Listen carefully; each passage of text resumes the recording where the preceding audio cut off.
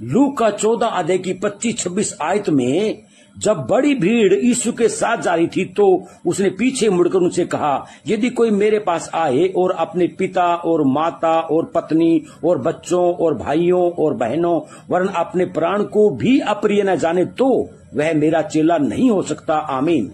यीशु अपने चेलों को यहाँ समझा रहा है कि जो व्यक्ति इस जगत में अपने प्राण को अप्रिय जानता है, संसार की कोई भी वस्तु या संसारिक कोई भी रिश्ता अप्रिय जानता है, तो वह अनंत जीवन के लिए उसकी रक्षा करेगा।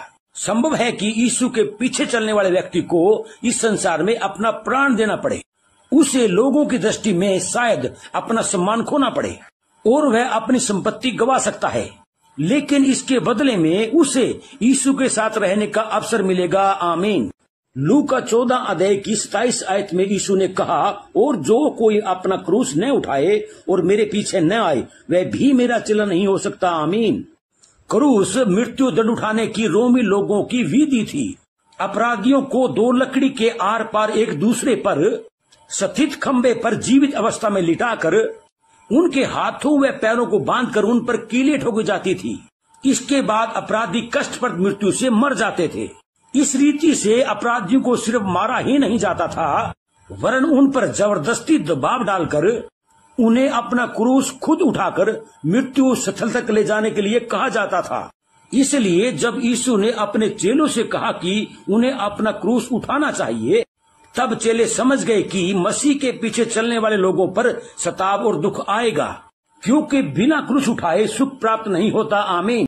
लूका 14 अध्याय की 28 से 30 आयत में हमें वचन बताता है कि यीशु ने हमें अपने भोज में आमंत्रित किया है और उसने हमें अपने पीछे चलने के लिए बुलाया है, लेकिन वह हमें चेतावनी भी देता है। वह हमें याद दिलाता है कि एक शिष्य होना आसान नहीं है। कई लोग बड़ी तत्परता के साथ यीशु से कहते हैं कि मैं तेरे पीछे चलूंगा। वे यीशु के पीछे चलने की कठिनाई और मेहनत का अनुमान नहीं लगाते। यीशु यहाँ दो उदाहरण देकर यह प्रदर्शित करता है कि हमें शिष्य बनने की कीमत चुकाने का अंदाजा होना चाहिए। पहला उदाहरण एक व्यक्ति द्वारा एक मीनार बनाने के बारे में है। उसे बनाने से पहले उस व्यक्ति को निर्माण कार्य का खर्च चुकाने के प्रति निश्चित तथा सक्षम होना चाहिए। इसी रीति से अगर हम एक बार यीशु के पीछे चलना शुरू करते हैं तो पीछे मुड़कर नहीं देखना है। आमीन। लूका 14 अध्याय की 31 से 33 आयत में यीशु ने दूसरा उदाहरण दिया, युद्ध में जाने वाले एक राजा के बारे में। उसे आक्रमण करने से पहले अपने सैनिक तथा शत्रु के सैनिकों की गिनती कर लेनी चाहिए।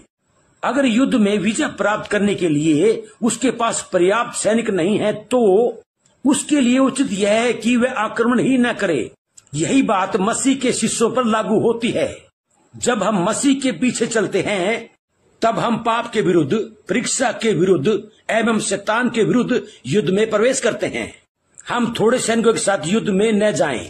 हम युद्ध में कठिन परिश्रम करने के लिए तैयार रहें।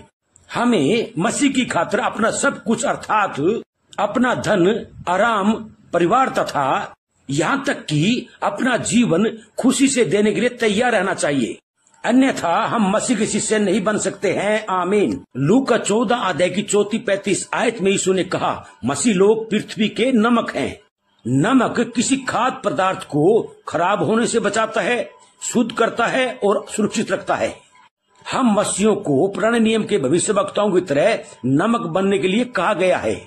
हमें स्वयं से पूछना चाहिए, क्या हमारा स्वाद नमक के समान नमकीन है? वचन कहता है कि अगर हम अपना स्वाद गवा देते हैं तो हम निर्थक या अयोग्य हैं। बिगड़े हुए स्वाद वाला नमक खाद बनने के लिए भी अच्छा नहीं होता है। यही बात बिगड़े हुए स्वाद वाले मसीहों पर भी लागू होती है।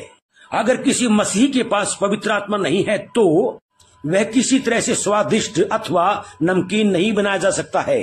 हमारा स्वाद पवित्र आत्मा से आता है। जब हम मसीह विश्वासी लोग नमकीन बन रहते हैं तब हम आत्मिक उन्नति कर सकते हैं। आमीन।